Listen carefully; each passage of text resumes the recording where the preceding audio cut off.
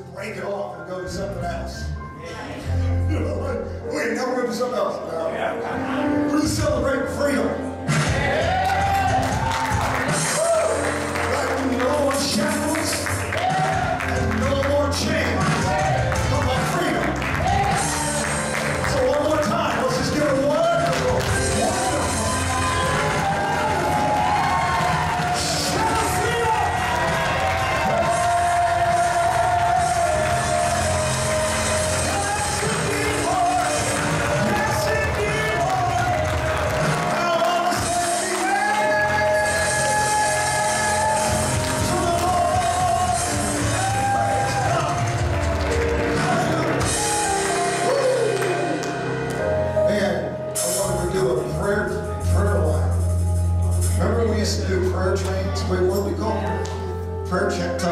Anybody ever been part of a prayer tunnel? You know what a prayer tunnel is?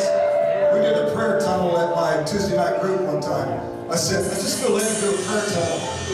And a lot of these people were Pres and Lutheran, and they're like, what's that? And I said, well, you stand here, and you stand here, you stand here, you stand here, you stand here, you stand here, and people are going to walk through this little tunnel, and you're going to pray for them. And they thought, okay. Dude, you should have seen what happened at the prayer. Oh, Lord, have mercy. I am so excited.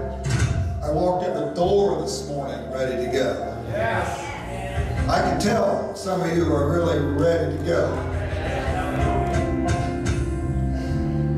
You can smell what I smell. The Bible says, taste and see that the Lord is good. How many know He's got an aroma that makes me taste?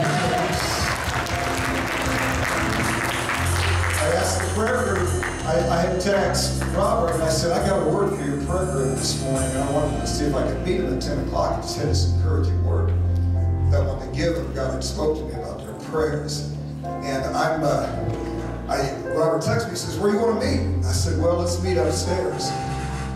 I think I've been in this upstairs twice in my life, and I never remembered that this is an upstairs above that upstairs. My upstairs is the upstairs of the gymnasium. So I'm up there waiting for the team. And I'm thinking, oh, maybe they meant the other upstairs. I didn't know where to go, I just followed the roar.